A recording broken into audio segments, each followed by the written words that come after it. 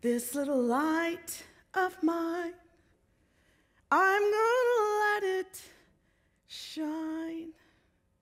This little light of mine, I've gotta let it shine. This little light of mine, I've gotta let it shine. Let it shine. Let it shine. Let it shine. I'm a child of the segregated South. I grew up in Tennessee. I belong to a community which embraced me, which encouraged me, which pushed me forward. And I was recently returning home to see about my mom. And while there, I came to the hospital, and I had been traveling abroad. And as I walked in the hospital, I did the regular Southern thing that you have to do. Hello, hello, how are you? How are you? Hello, hello, how are you? How are you? Goodbye, bless your heart. You have to do all of that when you go home. And just as I got ready to get on the elevator, there was this voice that said, "Christine, is that you?" And I turned, and when I looked, the face looked somewhat familiar, but there was the presence of time was written over her body, a little gray hair now around her face. But what was absolutely unremarkable was that smile.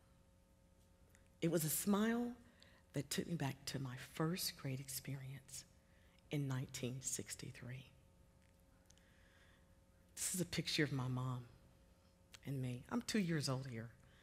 But already you can tell that she's doing what she did throughout my entire life. She held me up, the wind beneath my wings, and was always planning for the next phase.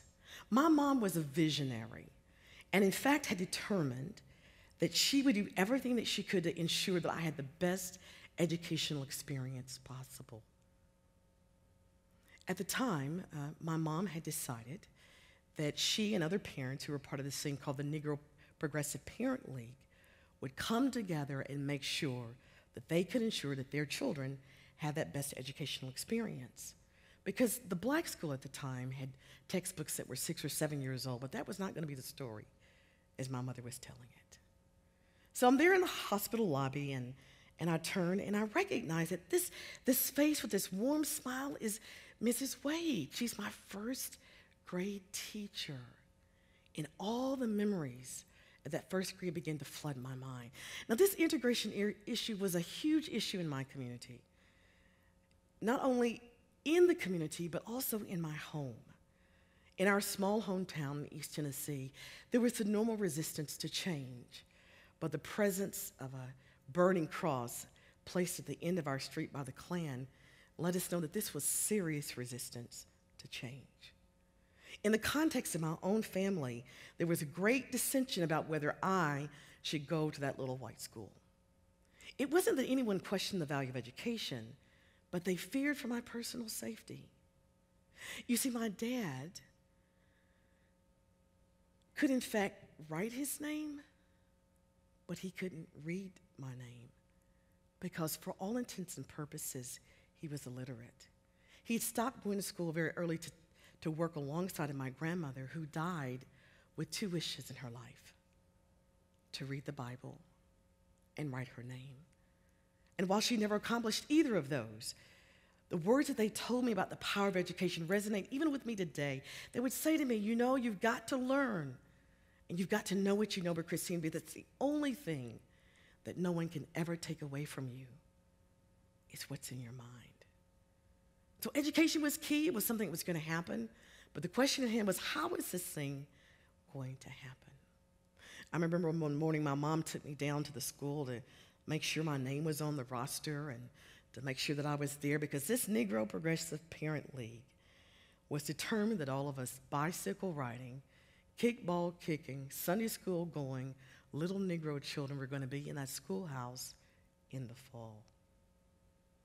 When we went into the office, my name wasn't on the roster, and to say that my mother was a little, how would we say, upset is an understatement. I remember her grabbing my hand and dragging me out the building, and I'm in tow as she walks down the street to exercise her rights, and by default, to exercise my own rights. And I remember her telling the superintendent, not asking him, but reminding him that my daughter will have a space in that schoolhouse come the fall. We finally got the news about me being admitted and that I'd be going to the school. And so my own community began their own orientation about what this experience was going to be like. What they said to me was, you're going to have to be twice as good as everybody else just to be accepted. Now, baby, they're probably not going to treat you right, but don't let that stop you, because what's most important is that you need to get the education. You're a smart girl. Don't let them talk you out of that. Just go and do what you've always done. And remember, you're representing us. You're representing the race. Come fall, I remember that morning when it was time to go to school.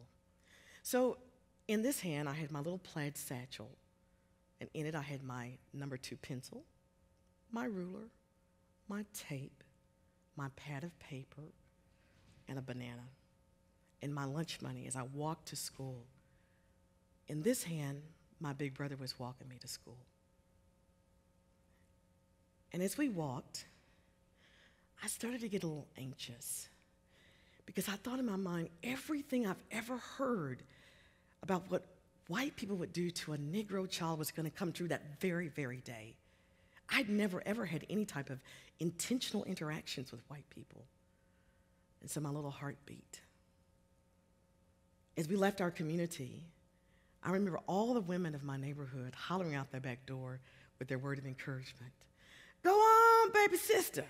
Make us proud, girl. You know you smart. You're going to do a good job. Be strong now. Just go on and get the education. We're proud of you. And don't forget now, you're representing us. That little day in 1963, not only did I have my little book satchel, but I also had on my little tiny shoulders this heavy socio-economic, political, and historical event of integrating our elementary school on my little shoulders. This is me in the first grade. As we approached the first door, which was going to be my classroom, I saw the person that was going to be my teacher. And my brother's walking me, and my heart's beating. And in my mind, I quietly sort of went over something I had learned in Sunday school. And I said to myself, yea, though I walk through the valley of the shadow of death, I will fear no evil, for thou art with me.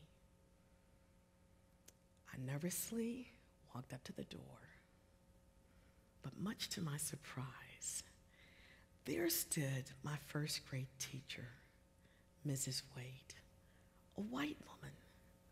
Her arms were open wide. She pulled me to her. She had that same smile on her face, and she said, Christine, welcome to my class. I'm so glad you're here. This is the same smile that I'm now seeing in the hospital the day I had gone in to see my mom. And as I looked at Mrs. Wade and thought back on that first grade experience, I said to her as if I were giving her my very first grade assignment, I said, Mrs. Wade, it's so good to see you, and I want you to know that today I'm Dr. Taylor. And some of my successes tripled to you, because had it not been for you, you encouraged me. You helped me to understand what I could do and my capabilities, and I want to thank you.